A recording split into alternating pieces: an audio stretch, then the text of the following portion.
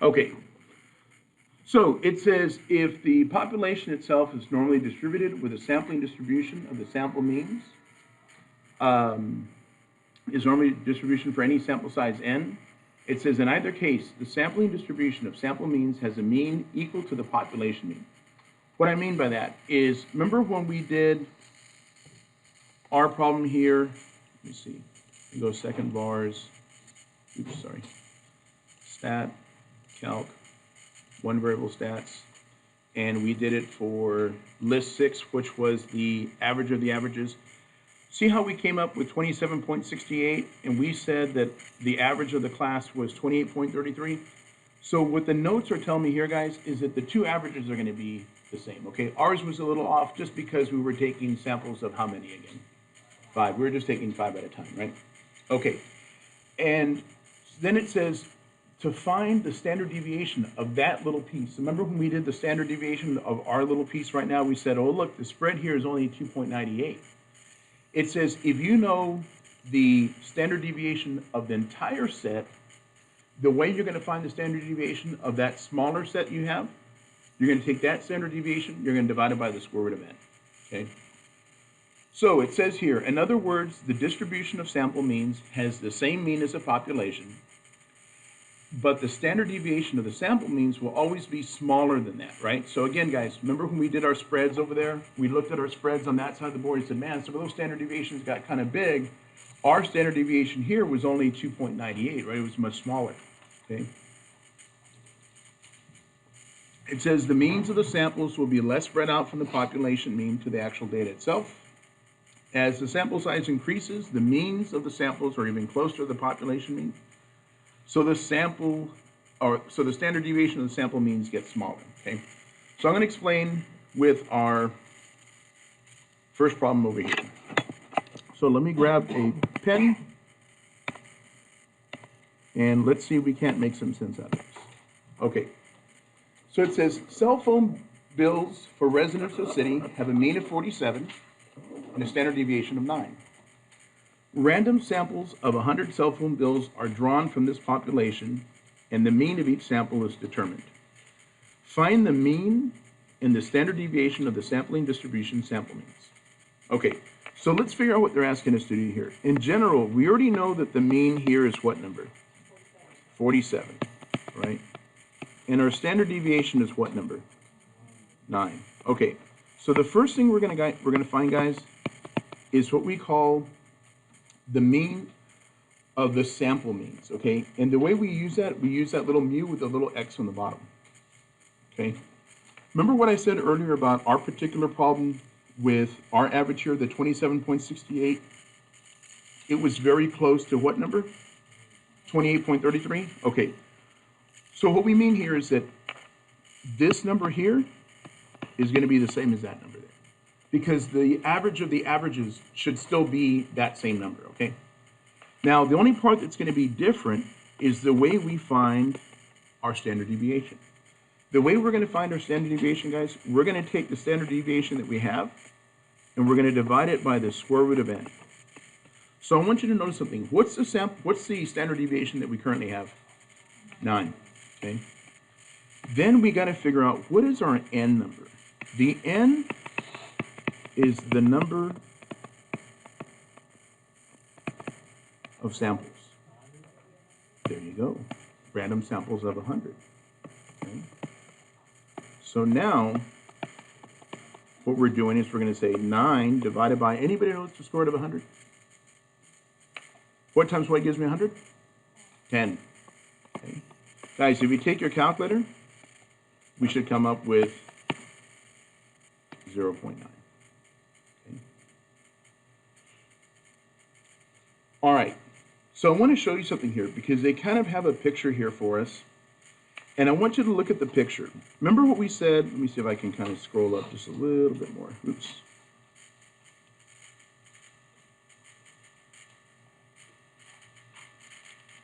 Okay, so remember what they said? They said that our mean was 47 and our standard deviation was what? Was 9? Okay, I want you to look at the picture that we kind of already have here.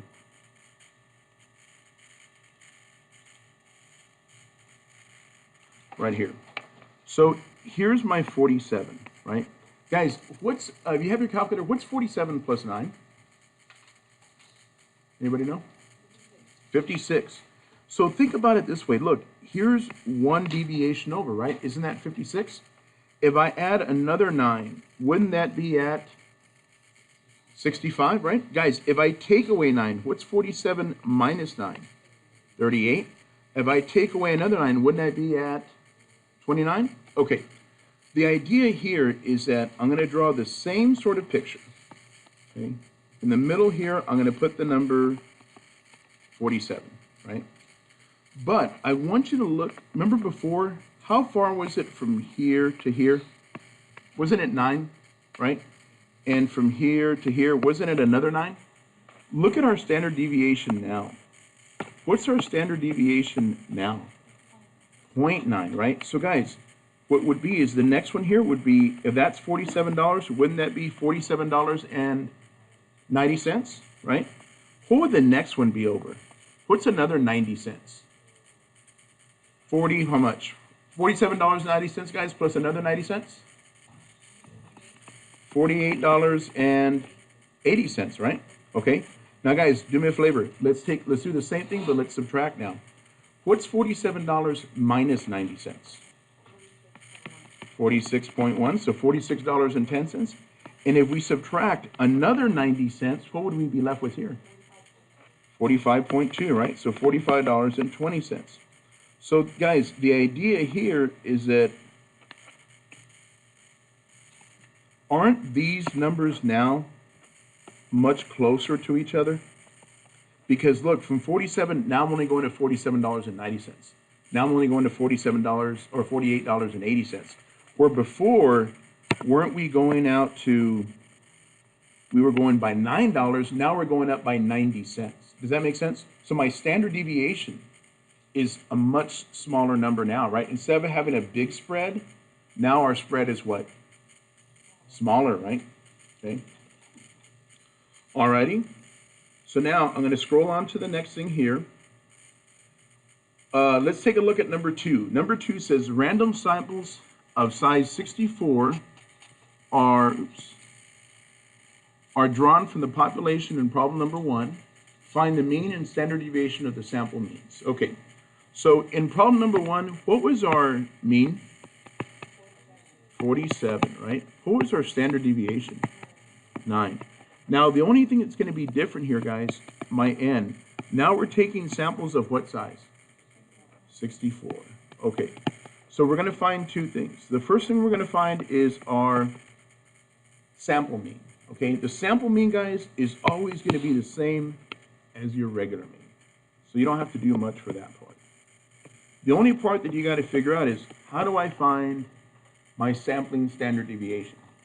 The way I'm going to do that, I'm going to take my standard deviation that I already have, divided by the square root of n. Okay? So we already have 9. Now it's going to be divided by the square root of what number? 64. Anybody know the square root of 64? 8. Okay, so if you do this as a decimal, what is 9 divided by 8? 1.125, right? Okay, so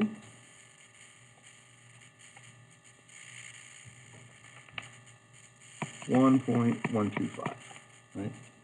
Okay, so guys, all that means is that in terms of my picture, let me see if I can do that. That looks pretty cool. In terms of my picture, my mean is still going to be $47, right? But now we're going to go up by 1.125. So if I take my calculator and I say, what's 47 plus 1.125? 48, guys, if I'm thinking about this in terms of money, because we're talking about bills here, I would say that's about $48 and how much? 13 cents, right? Okay. So this here is going to be $48.13. And if we add another one, if we add another 1.25,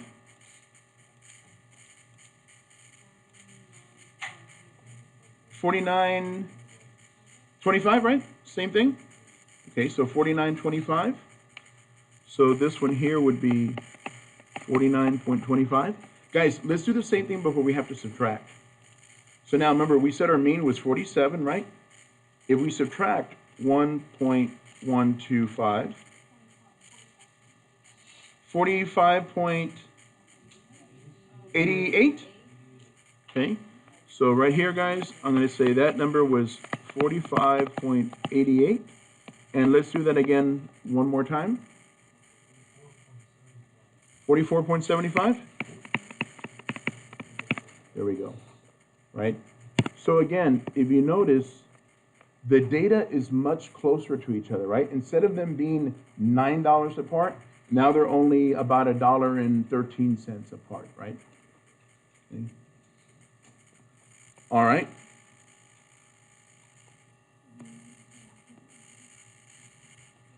Okay. Smaller? Like this? There you go. So look what it's asking. Very good. Make sure that we understand what they're asking us to find, right?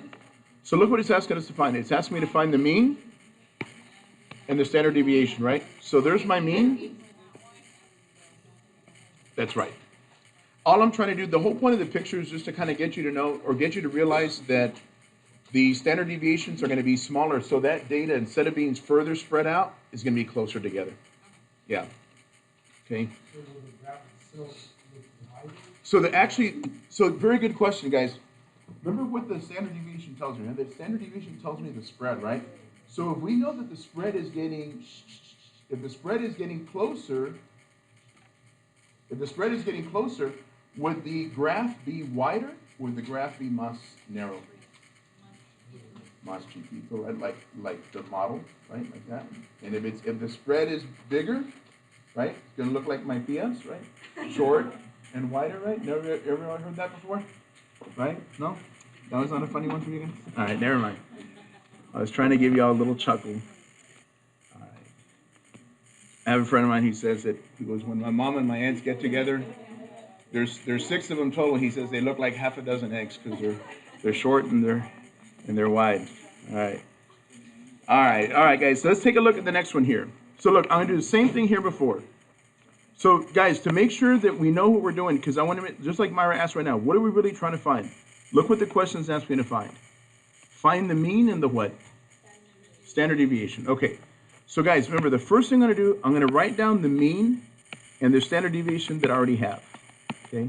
So what is the mean in this problem? 154. Okay. What's our standard deviation? 5.12. Good. Okay. So now what we're going to find the mean of the sampling distribution of the sample means. It's going to be the same number, right? 154. Now remember, we're also going to find the standard deviation. Remember guys, it's going to be sigma divided by the square root of n. So we already know our sigma number is 5.12. What is my n in this case? 12, because it says the size of 12. So guys, here, again, all I'm going to do, I'm going to use my calculator, right? So again, just to kind of show you here on the calculator, what's the first number I'm going to type in anyway? Well, hold on. Let's look at the problem that we have here. 5.12, right? So we're going to go 5.12 divided by the square root of 12, right? Just like that. If you want to hit the close-out parentheses, you can. And then hit equals. So guys, when I come up with something like this, I'm going to go ahead and go to, so this is a question that Fred has asked a couple of times, like how many decimal places do I go to? And remember, like I said, Fred, my math lab will be very specific with you. I want to say in your homework, it's going to ask you to go to 3 decimal places. I just really like jump to the, I look at it, it's like 1.5. Yeah, I know. Okay, 3 decimal places, then you're like 178. Oh, okay, you don't round it up. That's right. So if I'm going to go to 3 decimal places, guys, what would I stop at? 8, right? So 1.478. Oh, and there we go. Okay. So my whole point is, like, how do I find the sample mean? It's the same as the regular mean, right? This is the only part that's a little bit different. Now, guys, just to give you a heads up, these problems here are not going to be on Thursday's test, right? I just need to do a little something today. I can't take the whole day to review, right? I know, right? So don't worry about this stuff right here, guys. I'm going to set up this homework, but it won't be due for a whole week, okay? So my recommendation is once I do this, if you want to knock it out, that's fine. There's only like 8 questions. But if you want to hold off on it and worry about the review because that's the more pressing part. All right. So let's take a look at the next part here. It says probability in the central limit theorem. So it says in previous sections, guys, we talked about z-scores to find probabilities for individual members of a population with a normally distributed random variable x. In a similar manner, you can find the probability of the sample mean, x bar, will lie in a given interval of the x bar sampling distribution. So let's see if we can figure out what we're going to do here. Okay. So it says to transform an x bar into a z-score, we're going to use this formula here. Okay. So let's take a look-see and see if we can't figure it out. It says the mean annual salary for flight attendants is about $65,700. A random sample of 48 flight attendants is selected from the population. What's the probability that the mean annual salary is less than $63,400? Okay, so first thing I'm going to do, yes, what is our mean? 65,700, okay. What is our sigma? 14,000, very good. 500. What is our n here, guys? 48. Okay, so now that we have that part, this is just information that we already had. Now the next thing I'm going to do is I'm going to ask you a question. What is our mu x? 65,700, okay. Now, do y'all agree for us to find the sigma x, we're going to take the number 14,500 and we're going to divide it by the square root of what number? 48. Could have stayed home. You already know what to do. All right, so guys, I'm going to grab my calculator again. Okay, move this over to the side so we can see what we're doing. Let me clear it out. So we're going to type in 14,500. Okay, we're going to divide it by the square root of what number? 48. Excellent. Close it off. Enter. And look at our sigma here. Let me ask you a question. Is my sigma here smaller than the sigma that I originally had? Yes, it is, right? So guys, my standard deviation of my sample means should always be a number smaller than my original standard deviation, okay? So here I'm going to type in 2092 point, let's go 3 decimal places, 895? Okay, 2092 point, what do we say, 895? Okay.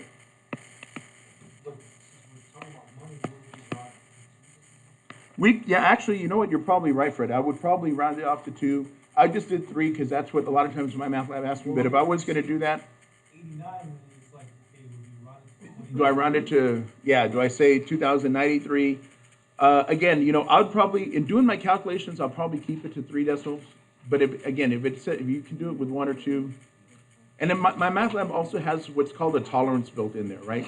So if you're off by a penny, either way, If you put in 3 decimals, it's 2 or something. well, if it tells you to go to 2, you got to go to 2, right? Okay, so guys, I want you to think about what we're going to do now. We're going to use the formula that we had been using before. We're going to find our z value, okay? So look what it says. It says that my x value needs to be less than what? 63,400? Okay, so let's find the z value that's going to associate with that. So remember how we do it? We say, let's take our x number, which is 63,400. We're going to minus our mu. Our mu was 65,700. And we're going to divide that by our sigma x. Didn't we just find sigma x to be $2,092.895? Okay. So guys, oops.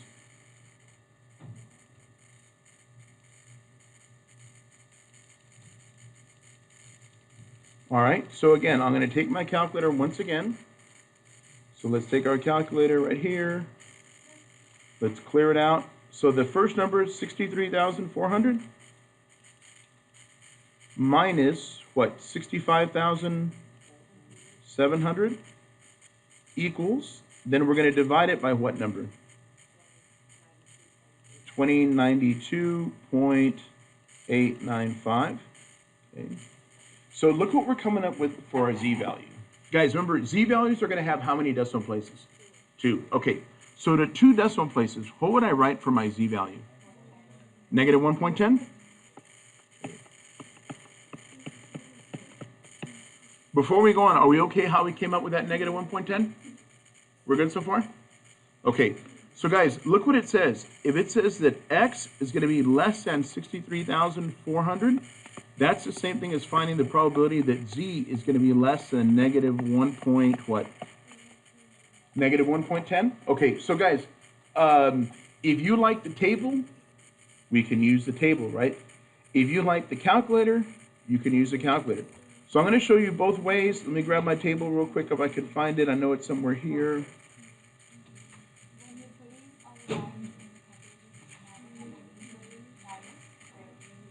I'm sorry, when I'm doing what now? I would definitely put at least 5, right? I wouldn't cut it to. It doesn't necessarily matter a whole lot, but I wouldn't keep it. Let me see. Where is it? I have it somewhere here. No, I can't find it. You know what? Let's go here. It'll be here somewhere down here. Here we go. Okay. So, guys, remember what I'm going to do? I'm going to go to negative 1.10. So, negative 1.10.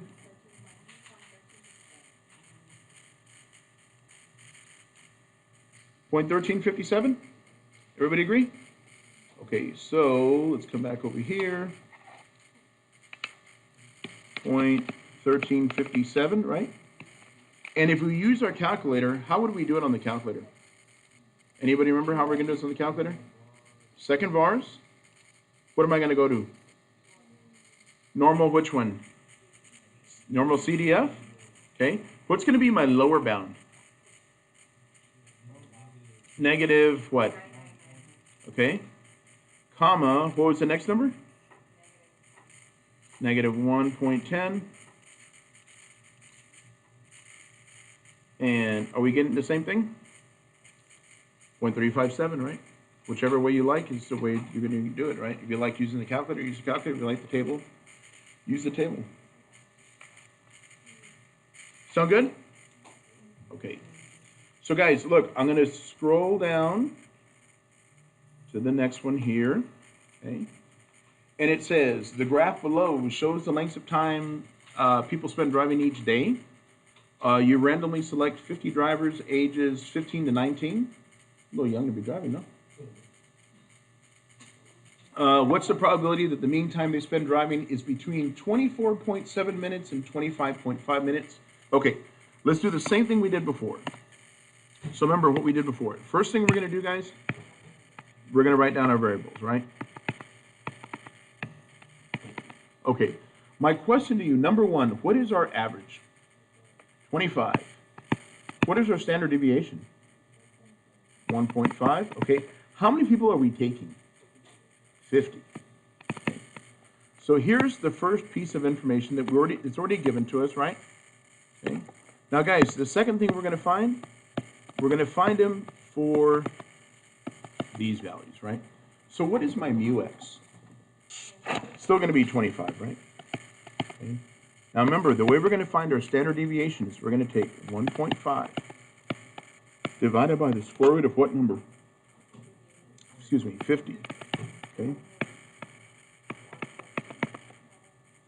So let's see. So I'm going to take 1.5 divided by the square root of 50. Okay.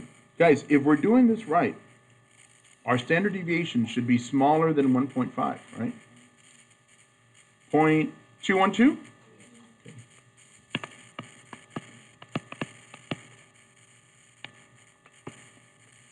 There we go. All right.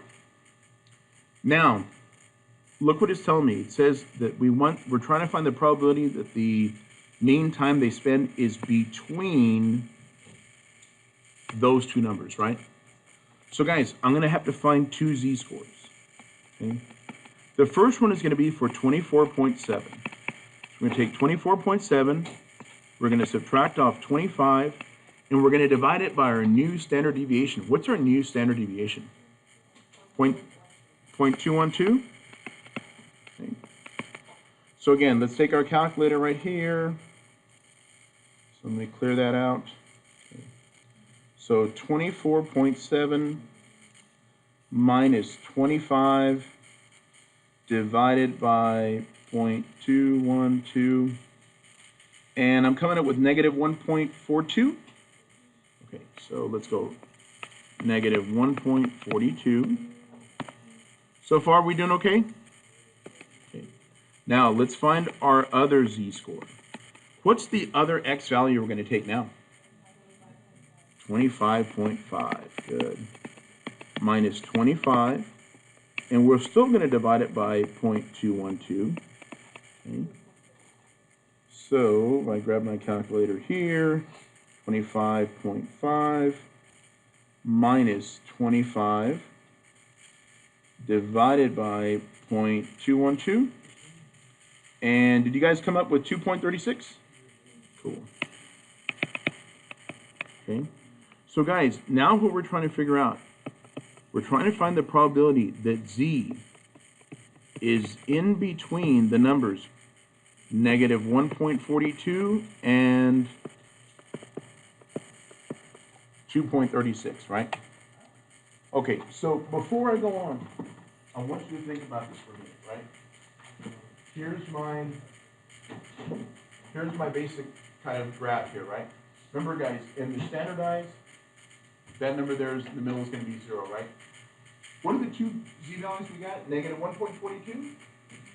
So this is negative 1.42, and the other one was 2.36, and we're looking for the area in the middle, right, in between them. So guys, remember if you're using the table, and I want to just mention this in case you're using the table, and even if you're using your calculator, but just to get the idea. Remember, when I'm using the table always gives me the area which way? To the left. So wouldn't I have to find that area first? And then I would have to find this area, and then whatever number I got from this one, and whatever number I got from this one, then I would do what with them? Subtract them, right? Or, if I'm going to use my calculator, what are my, well, it depends, right? If you like the calculator, that's what you want to do. But again, the easier is always sort of subjective, right? What you feel is easier. If you are going to use the calculator, though, right? So we're going to go second vars. We're going to go normal CDF again. What's going to be my lower bound? Negative 1.42. Okay. Comma, what's our upper bound? 2.36. Let's close it off. Hit enter. And the number that I'm coming in with, guys, remember, when I get these numbers, how many decimal places should I always go? 4, right? So these 4, the z values themselves are 2, but the probabilities are 4. 9.311. So 0.9131. Go to the chart, sometimes it's not always there. That was the one. Ah, did it again. Sorry, guys. Let's see. 0.9131, right? Okay. So, guys, Isaac was talking right now about the chart, right? So, again, just to kind of give you a heads up, right? Remember, we said we'd have to take the negative 1.42, right? So, guys, if I were to go to the negative 1.42, wouldn't it be, let me make sure, this number right here? So that's 0.0778? Okay. So I'm going to go like this, negative 0.0778. I'm going to make it negative, guys, because I already know that's the number I'm going to subtract, okay? So then I'm going to add, what was the other number we had, 2.36? Right? So if we go over here, 2.36, 2.36 is 0.9909. Okay, so plus 0.9909 is 0.9131. Isn't that what we came up with? There you go, right? Boom. There you go. Easy breezy cover girl, right? So, guy Isaac, what you're saying, sometimes the table it's not exact. The time the table is not exact is I ask you, something like, say right here, like see how this is 0.7704 and this is 0.7734? So suppose I said, what's the z value that gives you 0.77, oh, I don't know, 14 or something like that, right? Well, I don't know what it's going to be, but I would say it's going to be somewhere like 0.74, somewhere between 0.74 and 75. Some might say something like 0.745 or something like that. But that's just when you just kind of have to guess, right? Or you can use the inverse norm thing, right? All right, so guys, I got one last problem right here. And let's take a look-see and see what it says. It says the weights of ice cream cartons are produced by a manufacturer are normally distributed with a mean weight of 10 ounces and a standard deviation of 0.5 of an ounce. What is the probability that a random selected carton has a weight greater than 10.21 ounces? So guys, let me ask you a question. Do I have an N in my part A? No. Okay, so this problem is just like the problems we've been doing like Thursday last week. So look, the first thing we're going to do is we're going to say, look, what is our mu in this case? 10. Okay. And what is our standard deviation? 0.5. Okay. We're trying to find that the probability that a randomly selected carton has a weight greater than 10.21. So that's just telling me that my x value is 10.21. What we want to do, guys, we want to find our z value. Okay? So remember the way we're going to find our z value. We're going to write 10.21 minus 10, and we're going to divide it by 0.5, the standard deviation. Okay? So let me grab my calculator again. Let's clear that out. So 10.21 minus 10, 0.21 divided by what number? 0.5. Okay. And I'm coming up with 0.42. Okay. So guys, if we're trying to figure out the weight is greater than 10.21, that means that x is going to be greater than 10.21. That's the same thing as finding the probability that z is greater than what number? 0.42. Okay. So guys, remember what we said, the area always tells me the area which way? To the left, right? So don't you agree that 0.42 would be somewhere over here? It's going to be on the positive side, right? And if I want to find the area this way, very good. Rafael says would be to the right, right? Because I'm looking for it to be greater. If I was going to use my table, I would say, let me find the area of 0.42, which would tell me that. And then I would have to do what? That's right. I would go 1 minus that number. Does that make sense? So, Rita, I know you were a table person, right? Are we still good? Are you still doing the table? I'm just curious. I'm trying in every way. Okay, so look, let's do the table because again, I want to make sure that those of you guys who are table people, I don't want you to feel like you're left out. So look, here's 0.42. What number do we have? Point what? 0.6628, right? So guys, wouldn't I say I'm going to do 1 minus the probability that z is less than 0.42? Well, that's 1 minus 0.40, what? I already forgot what we said.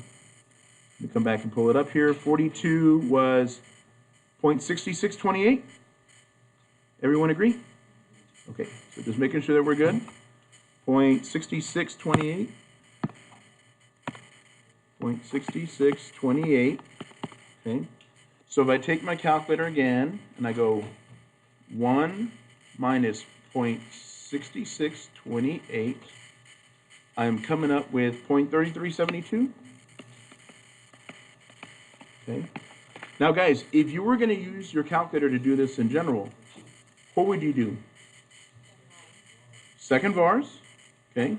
We're going to go normal CDF. Okay. Now guys, remember, we're looking for the area to the right because it says greater than, right? So what would my lower bound be? 0.42. Right? What would my upper bound be? If we're going to go all the way forever and ever and ever. 9, like that. And are we coming up with 0.3372? There we go. So far, so good? Guys, does it work both ways, whether I use the table or whether I use the calculator?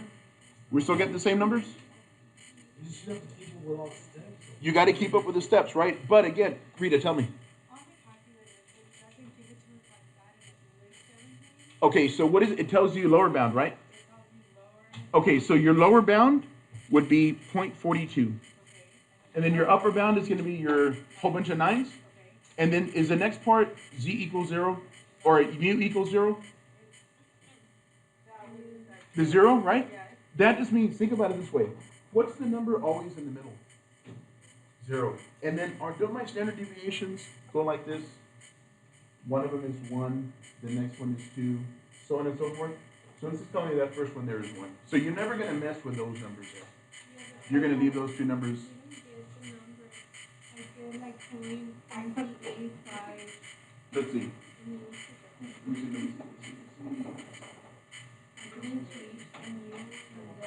Second bars, normal CDF.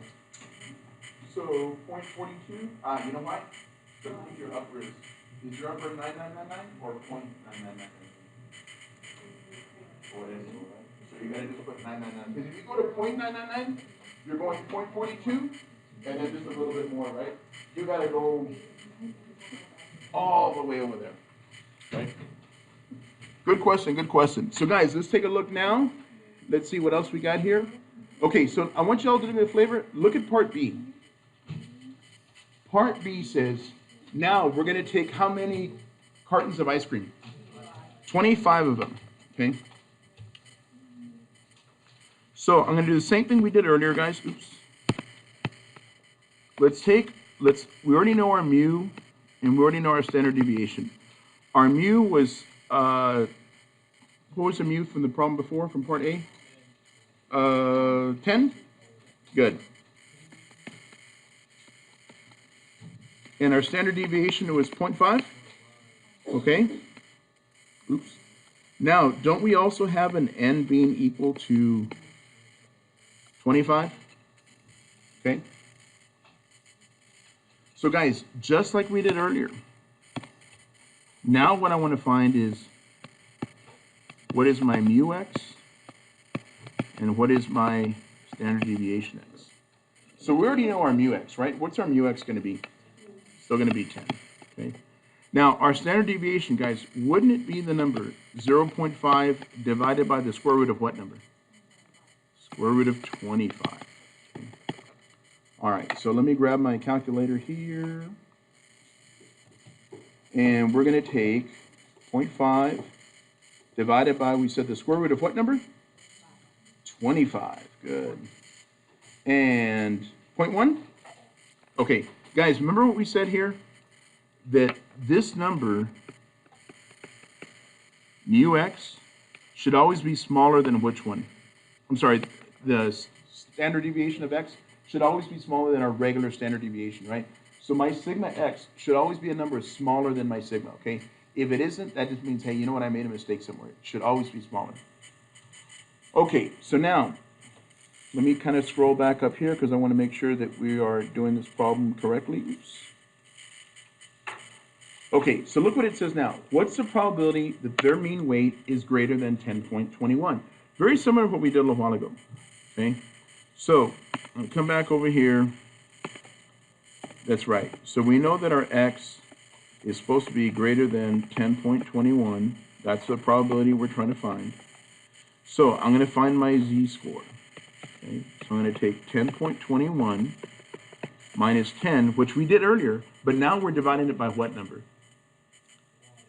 0.1, right? And the first time we divided it by point what? 0.5, right? Okay. So let me take my calculator again. So 10.21 minus 10. 0.21 divided by 0.1. Are you coming up with 2.1? Okay. So now we're finding the probability that z is greater than 2.1. Okay. So guys, I'm going to use my calculator again, right? I'm going to clear this thing out. If I'm trying to find the probability that z is greater than 2.1, what are we going to do? How am I going to find this? Second vars, right? Normal CDF. What's my lower bound going to be? 2.1, right? comma, what's my upper bound going to be? A whole bunch of 9s. Okay. And I'm going to hit enter. And what are we coming up with now?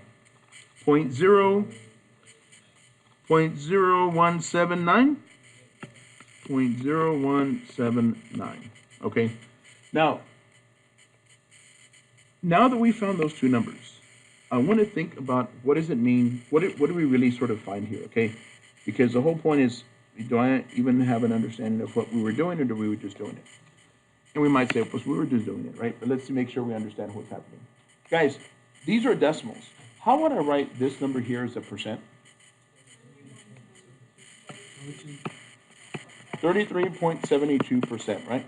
Okay. How would I write that one there as a percent? Very good. Okay. Right there, you've already done the hardest part. Oh man, let's see if it comes back. There we go. Okay. Remember what the question was? What's the probability that it's going to weigh greater than what? 10.21 ounces? Okay. The first one says we have a whole bunch of ice creams there, right? A whole bunch of cartons of ice creams. We're going to go, like you guys are all cartons of ice cream. We're going to grab one of them. We want to figure out what's the probability that one of those cartons of ice creams weighs more than 10.21 ounces. Well, the probability that one of them is going to weigh more than 10.21 would have been what? 33.72%. What this one says is we have a whole bunch of ice cream cartons. What we're going to do is we're going to take 25 of those ice creams. We're going to weigh each of them, and we're going to find the average weight of all 25 of those ice creams. What's the probability that if we were to take 25 ice creams and we would weigh them all out, what's the probability that the average weight of those 25 would be greater than 10.21? Only what? Only 1.79%. Does that make sense? That's in essence what we're basically doing. So then they can sell you a whole bunch of them, right? But again, that's the idea. So if you just go take one of them, the probability that one ice cream is going to weigh more than 10.21 would have been 33%. But if you take 25 of them and you weigh them, any 25, and you find the average weight, what's the probability that any of those 25, that the average weight of those 25 would be more than 10.21? Only 1.79, right? Why? Because I'm taking 25 and I'm finding the average weight of all those 25. There's going to be some that are going to weigh more, and there's going to be some that weigh what? Way less, right? And that's what it was telling me there. Okay, so guys, that was 5.4. We're not even going to do 5.5, so don't even worry about it.